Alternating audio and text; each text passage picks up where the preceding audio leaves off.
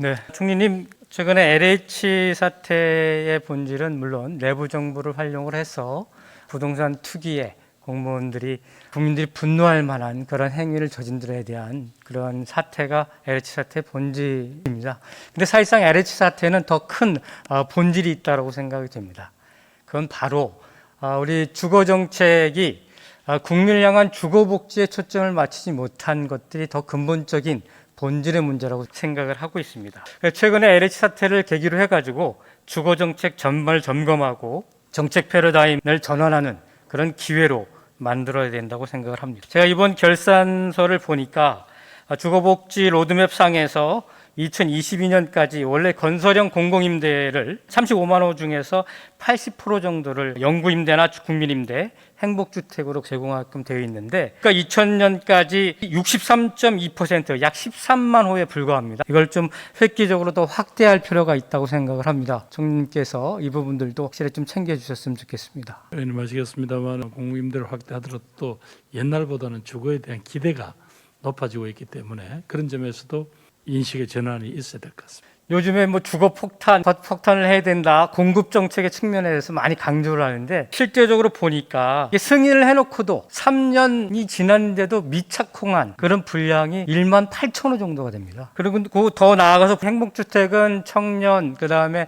대학생, 그리고 신혼부부, 또 노령자 등 이렇게 주거 약층에 제공되는 그런 주택인데, 이 행복주택이나 신혼부부 노령자에게 되는 매입형 공공임대 같은 경우에 있어서는 이 임대 공실률이 굉장히 많습니다. 지어놓고 실제적으로 비어있는 것이죠. 이런 것들을 꼼꼼하게 챙기지 않는 상황에서 무조건적인 공급 폭탄을 제공하는 것은 사실상 여러 가지의 예산의 낭비와 그리고 실수요자들의 기본적인 요건을 챙기지 못한다고 저는 생각을 하고 있거든요. 신혼부부 공실률이 10.5% 정도가 되고요. 고령자는 무려 15.5%가 대상층에 대한 공공임대 공실률이 발생을 하고 있습니다. 이런 것들 꼼꼼히 좀 챙겨서 주거복지 로드맵이 제대로 신철될 수 있게끔 해주셨으면 좋겠습니다. 예. 네, 전체적인 그 주거복지에 대한 전환이 필요한데요. 통계상으로 대통령께서 부동산 문제에 대한 실책을 자인하시면서 이 1인 가구의 증가 부분들에 대해서 제대로 파악을 하지 못했다라고 실토를 하신 적이 있었습니다. 실제적으로 1인 가구가 무려 한 60만 가구가 증가하는 그러한 데이터가 있는 상황이고, 그리고 1인 가구는 2018년 29.3%에서 2040년대에는 36.4%로 늘어날 전망이고, 그중 또 고령자 1인 가구는 지금서부터 한 1001만 가구로 약 2.5배 정도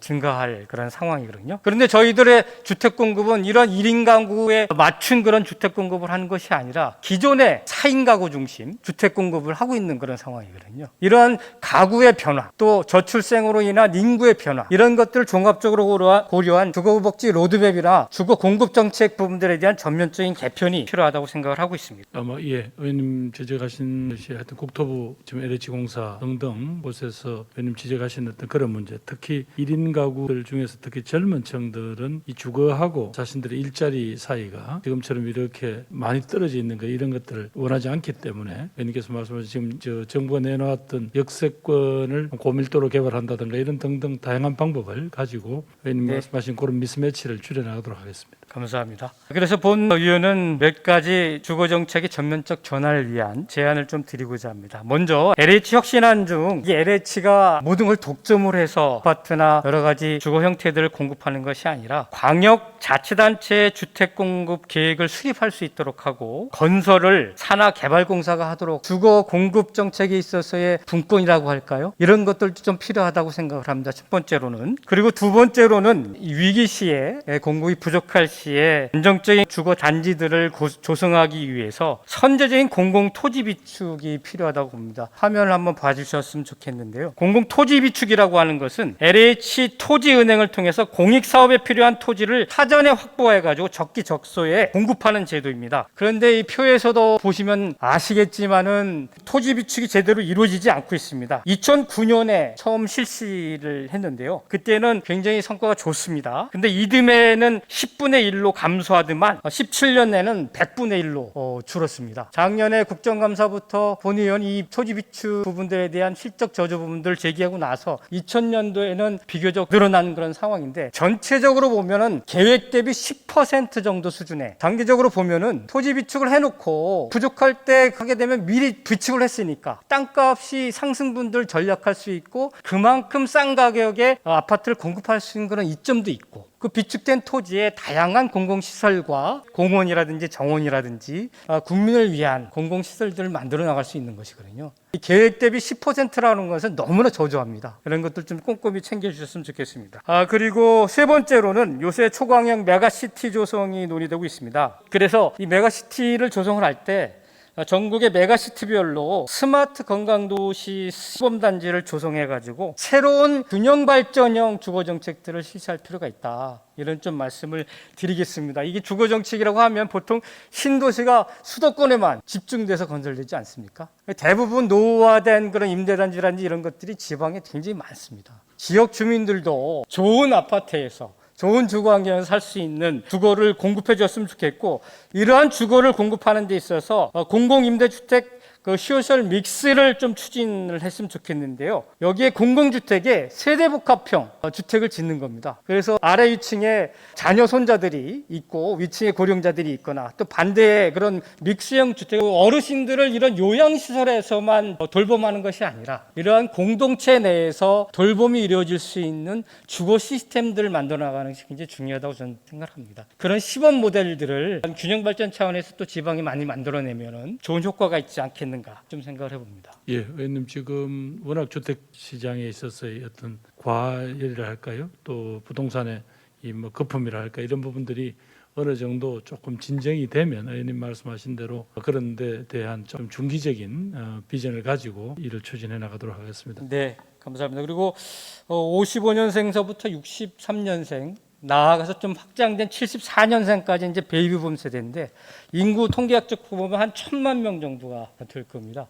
이분들이 은퇴자가 되고 제2의 인생을 살아야 되는 그런 시점입니다. 이분들이 사실상은 더 큰 사회 문제가 될 수가 있고 일자리 실업 문제로 고통받을 가능성이 굉장히 큽니다. 그래서 본 의원은 지금 대학들이 저출생으로 인해 가지고 대학 정원들이 감소되고 있고 그걸로 인해 가지고 대학의 재정이 무너지고 있고 대학의 존립조차 지금 무너지고 있는 그런 상황 아니겠습니까? 그래서 저는 지방 국립대학 같은 경우에 있으면 땅이 굉장히 넓기 때문에 그 안에 주거와 연구와 일자리, 창업 공간 이것들이 믹스된 그러한 은퇴자 주거 복합 공간 같은 것들을 만들어서 은퇴자들은 인생 이모작을 그 대학에서 평생 교육을 받으면서 할 수 있는 그러한 복합형 시스템들이 또 공급되어야 된다고 생각을 합니다. 그래야지만은 폭발적인 베이비붐 세대들이 안정적인 사회에 정착할 수 있는 그런 기반을 만들어낼 수 있다고 생각을 합니다. 의원님 저는 어떤 거기 아까 지방 국립대학이 오히려 타겟이 되기보다 지금 여러 가지로 어려움을 처하고 있는 각 지방의 사립대학들이 소위 어떤 형태로든지 그렇게 자기 역할을 바꾸는데 좀 교육부가 좀 적극적으로 지원을 해서 또 관련 법도 조금 고쳐주셔야 됩니다. 네. 그런 방법을 통해서 대학의 구조조정 또 그러면서 아까 베이비 부모들의 사회적인 이렇게 공동체적인 어떤 그런 삶의 공간, 문화 이런 것들을 만드는데 충분히 의원님 말씀하신 저는 그런 좋은 아이디어라고 생각하고요. 그걸 지방 국립대학으로 한정하지 말고 오히려 지방 여러 가지 사립대학들한테 그렇게 문을 열어주는 이거는 사실은 국회에서 법을 바꿔주셔야 됩니다. 네. 예. 관련된 법들을 준비를 좀 하고 있습니다. 네. 네, 적극적으로 좀 정부에서도 관심을 가지고 함께 협력해 나갔으면 좋겠습니다.